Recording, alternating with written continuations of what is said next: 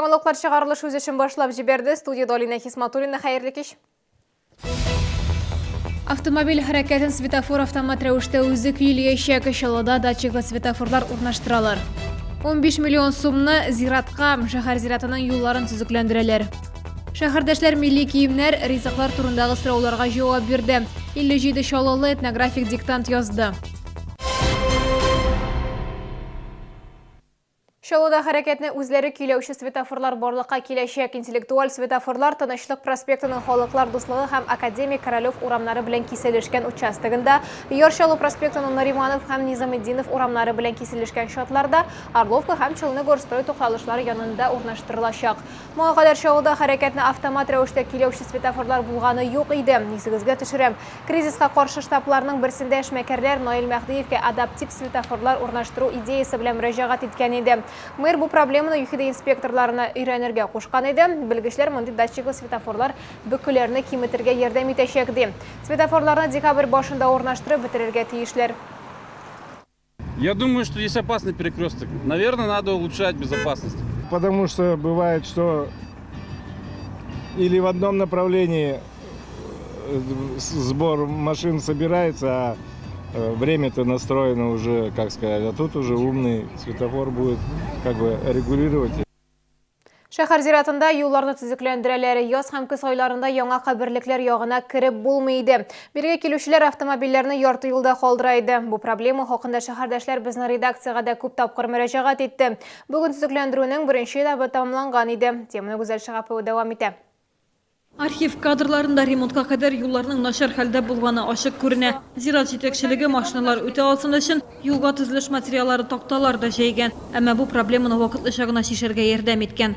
Хәзер юллар яңартылган, ян-якларын гына төзәтәсе калган, машина кую урыннары да булдырылган. Юллар начар иде бигерәгә. Хәзер бу православның зиярәтендә бетте инде. Аллага шөкер, хәзер калды мөселманнарда уже котлованы ясалган. Осталось только залить бетон. Язын кезен машиналар батайыр инде без анасыз булмый бик монда бик үзегез күрәсез инде грязь бәлчекне. Зиратның иске өлеше тулган яңа мәйданда инде икенче ел күмәләр. Мәйдан киңәйтелә, димәк яңа юллар киләчәктә тагын кирәк була. 15 миллионов рублей денег выделено на это.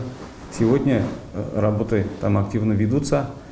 Эту сумму 15 миллионов мы освоим в этом году, но дополнительная еще потребность там строительства новых дорог есть. Будем, наверное, работать и в следующем году.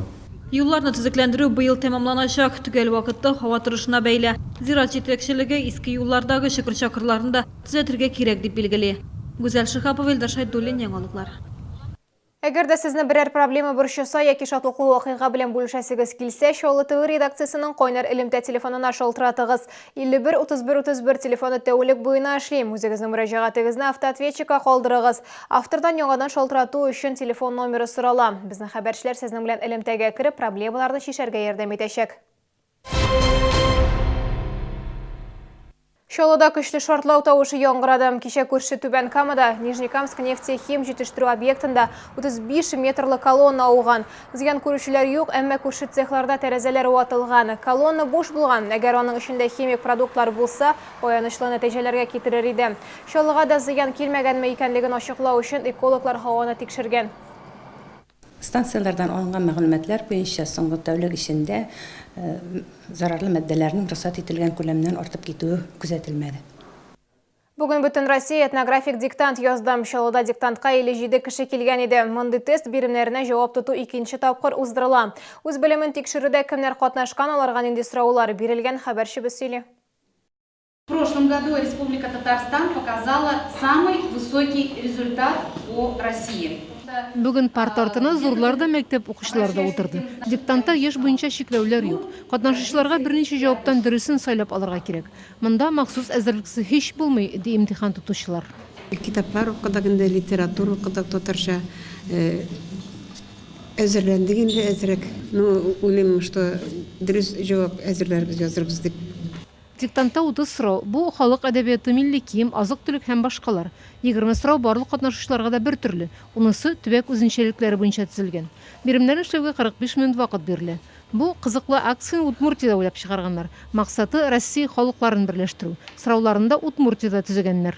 Безнең бит шәһәребездә гомумән Татарстан Республикасында күп халыклар яшиләр. 134 төрле милләт халкы яши. Шәһәребездә дә 84 төрле милләт халкы яши. Һәм без бер-беребез турында бөтенесендә белеп бетерә алмыйбыз. Без нәрсәләр беләбез, үзебез белән янәшә яшәгән халыклар турында, шушылар турында без үзебезне белемне тикшереп карарга мөмкинчелегебез бар. Диктантны безнең хәбәрчебез дә язып карады. Шартлар БДИдагы кебек, китаплар телефон кулланырга ярамый. Махсус комиссия күзәтеп тора. Сорауларның күпчелеге шактый катлаулы, әмма кызыклы. Мисал өчен, Европадагы иң зур татар авылының исеме нинди? Диктантның нәтиҗәләре 12 декабрьдә билгеле булачак. Аларны Милләт эшләре федераль агентлыгы сайтыннан карарга мөмкин. Римма Ахматова, Ксения Антонова, Сергей Вильданов. Яңалыклар. Иртәгә халыклар бердәмлеге көне бүген шәһәрнең барлык мәчетләрендә җомга вәгазы шул темага багышланды. Халыклар бердәмлеге көне тирән рухи мәгънәгә ия менә дәүләт күләмендәге бу бәйрәм 1612 елгы тарихи вакыйгаларга барып тоташа. Ул вакытта безнең ата-бабаларыбыз төрле милләт, дин һәм төрле катлам вәкилләре бер булып уртак ватаныбызны поляк илбасарларыннан азат иткән. Нәкъ менә берләшү ватанга мәхәббәт тарих сынауларын җиңеп чыгарга көч биргән. Илебезнең тынычлыгын, мөстәкыйльлеген саклау өчен бүген безгә бердәм булырга кирәк.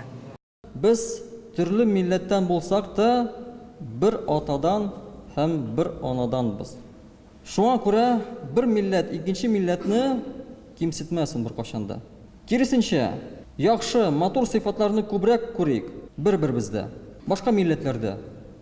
Алда шәһәрдәшләрне 3 көн ял көтәм. Халыклар бердәмлеге көне 4 ноябрь шимбәгә туры килгәнгә күрә, ял дүшәмбе 6 ноябрьгә күчерелә. Бу көннәрне дәвалау учреждениеләрендә кизү туры графиклары төзелгән. Участок табиблары шәһәрдәшләрне иртәнге 9-дан көндезге 2-гә кадәр кабул итә. Кама балалар медицина үзәге ашыгыч ярдәм күрсәтү хастаханәсе тәүлек дәвамында эшләячәк. Сорауханәләргә барыр алдыннан регистратурага шалтыратырга мөмкин. Бу сезгә җиткерәсе соңгы мәгълүматыбыз иде. Мин Алина Хисматуллина, сезгә күңелле яллар теләп сау булашам. Игътибарыгыз өчен рәхмәт.